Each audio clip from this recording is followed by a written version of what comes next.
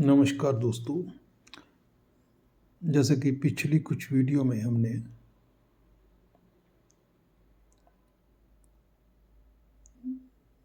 नवांश कुंडली की थ्योरी के बारे में पढ़ा था और मैंने आपसे प्रॉमिस किया था कि आने वाले दिनों में हम लोग कुछ प्रैक्टिकली देखेंगे कि नवांश कुंडली को प्रेडिक्शन में किस तरह यूज़ करना है। तो उसी सिलसिले में उसी कड़ी को आगे बढ़ाते हुए आज हम कुछ प्रैक्टिकल करने जा रहे हैं। तो सबसे पहले एक कुंडली ड्रा कीजिए। वर्गो लगन है, 6 नंबर की कुंडली बनाइए और वो सामने मैंने आप लोगों के लिए रेडी रेफरेंस के लिए एक चार्ट बना रखा है, जिसमें जो फर्स्ट है वो D1 है, जैसे कि राशि चार्ट है और साथ में उसके नवांश कुंडली भी है।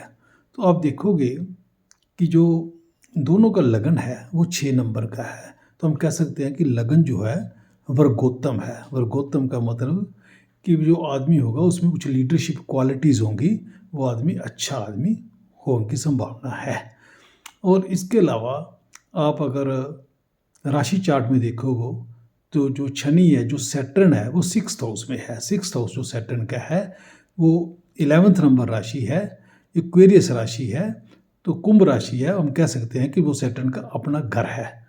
और अगर नवांश कुंडली में आप देखोगे तो वही सैटर्न है, वो 2nd हाउस में चला गया है। 2nd हाउस जो है वो पैसे वाला घर है, वो वित्त का घर है। तो हम कह सकते हैं जो सैटर्न है वित्तांश में गया है। और अगर आप अच्छी तरह इसको देखो तो सैटर्न जो है वो 7 नंबर में गया है, जहाँ पे सैटर्न जो है वो एग्जाल्टेड हो जाता है, उच्च का हो जाता है। तो हम ये भी कह सकते हैं कि सैटर्न है वो वहाँ पे जाके उच्च का हो गया है। और थर्डली हम इसको देखेंगे तो जो सैटर्न है वो पहले जैसे 6th हाउस में था, वहाँ से हम गिनना शुरू करें तो वो 8वें, वहाँ से वो 9th हाउस में वो चला गया है। 9th हाउस आप कैसे गिनोगे तो हम इस तरह गिन सकते हैं इसको 1 2 3 4 5 6 7 8 9। तो 7वां घर जो है, जो 7th राशि है, वो 2nd हाउस में आ रही है, लेकिन सैटर्न अपने से 9th हाउस में चला गया है। तो 9th हाउस हम सबको पता ही है, जो हम एस्ट्रोलॉजी क्लासेस कर रहे हैं, कि वो भाग्य का घर होता है। तो जो 3 बातें इसमें हमने देखी कि एक तो जो वो 2nd हाउस में गया है, जो पैसे का घर है, जो वित्तांश का घर है, वित्तांश में चला गया है। और सेकेंडली वो एग्जाल्टेड हो गया है, उसकी पोजीशन आगे से बेहतर हो गई है। और थर्डली वो अपने से 9th हाउस में गया है, अपने से भाग्य हाउस में गया है, भाग्यांश में गया है। तो हम कह सकते हैं कि जब सैटर्न की दिशा आएगी तो इस आदमी के लिए कुछ अच्छा होने की संभावना है। इसको पैसे की भी कोई कमी नहीं रहेगी, पैसे की भी इसको दिक्कत दूर हो जाएगी और सैटर्न जो है इसके लिए सब ठीक करेगा। तो इस तरह हमने ये देखा कि हमने किस तरह हमने नवांश कुंडली को आगे पढ़ने की कोशिश की है। इसी को आगे बढ़ाते हुए आपको एक और चार्ट दिखाने जा रहा हूँ। उस चार्ट को देखिए। इस चार्ट में भी जो लगन है वो 6 नंबर का ही है, वर्गो लगन है, कन्या लगन की कुंडली है और सामने साथ में इसका नवांश बना हुआ है।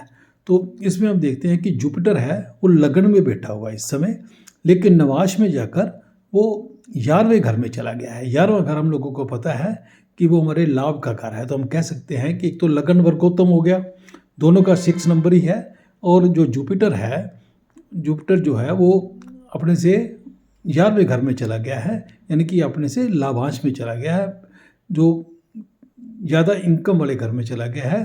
तो लाभ स्थान में जाने से क्या होगा कि जब जुपिटर की दशा आएगी तो जुपिटर जिन जिन घर का मालिक है, जुपिटर किस कुंडली में हम देखें तो जुपिटर 4th हाउस और 7th हाउस दोनों का मालिक है।